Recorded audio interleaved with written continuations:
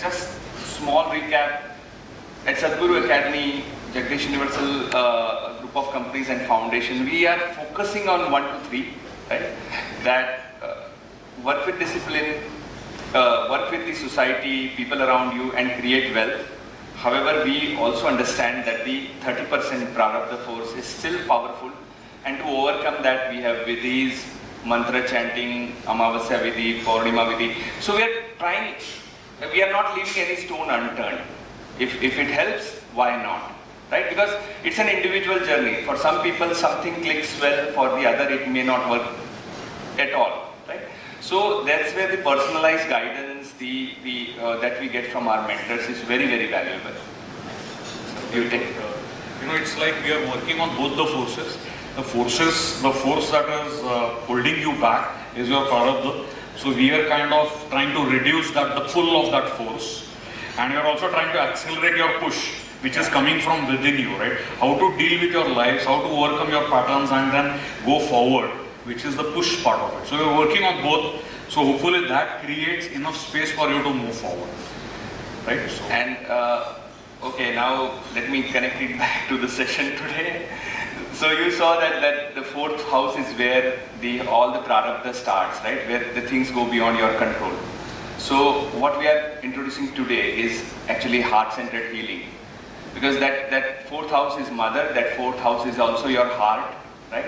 And if you start working there, you can actually break a lot of patterns which may be harmful to you. So that's what we are introducing to you. Just focus, keep your right hand on your navel. Okay. And close your eyes. What you are going to do is breathe deeply and gently through your navel. As your navel goes up and down, your hand will feel the motion of the navel. Okay. So you don't breathe with the nose. Nose is one of the most is required, but the real breathing and our connections happen through our navel. So when you slowly breathe, you will see that your chest will not go up and down, but the navel part will move. So breathe slowly, right? Just 30 seconds.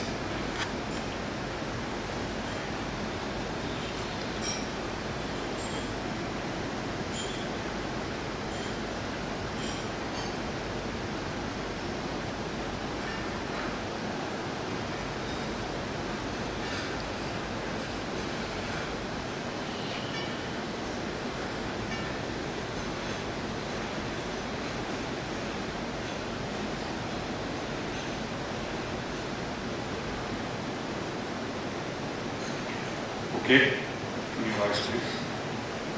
So you will find, as you know, this practice is very powerful, very, very powerful, because as Purvi Madam mentioned, breath is Shiva. It's all about the science that Shiv Swarupa science is all. The breath is at the fundamental, is at the heart of it. So your breath is nothing but Shiva, which we worship as Shiva in this culture, and is a guiding force in your life. Your breath guides you. There is no other powerful guide than Shiva himself. This culture has worshipped Shiva and Parvati for timeless, for ages, because of this. Shiva is a form of pure consciousness, which is what makes humans so powerful and able to creators of their own destiny. So you will find, as you do this practice in a regular manner, every morning, maybe increase it from 15 to 30 to even 1 hour. There are people who do it for 1 hour. You will find an absolute sense of connect, balance with the universe, with everything around you, and you will find that sense of balance coming in everywhere, in all aspects of your life. Because if you connect, your navel connects with the universe.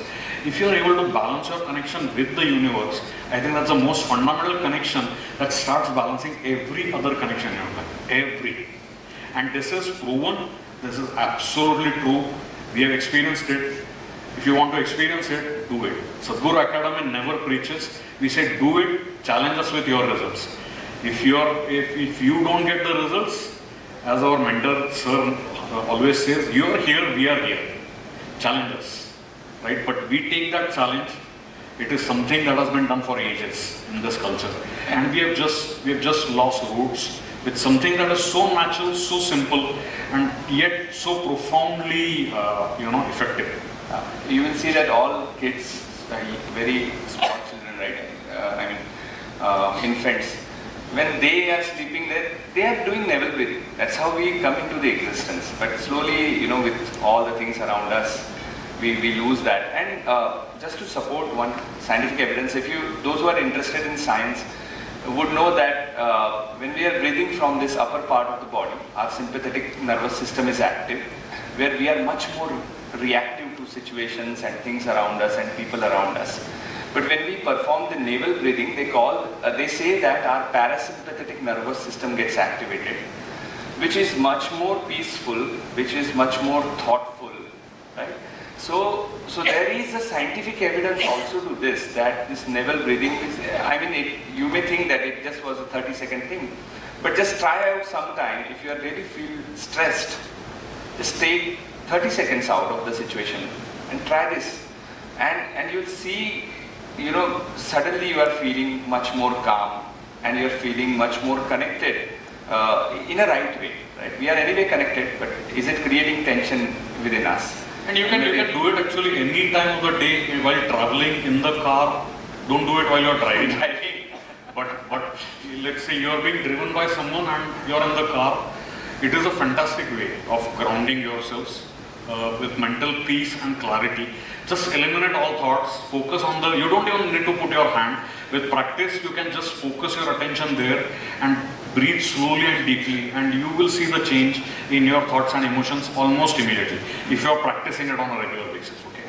So, check your connections, sir. Now, yes, thank you so much. He keeps me grounded all the time. So yeah, I have happening around you, yourself, your body, the food that you eat, your parents, your family, spouse, relatives, work, boss, colleagues, money, home, car, gadgets, everything that is near and dear to you. Take about 30 seconds. Think about your connection with each of these in your life, specific to you. Just look for this. We'll just be silent for 30 seconds. Yeah. Think about, especially pay attention to the extremes. What generates more extreme thoughts in you? Negative, positive, whatever. It may be positive, it may be negative.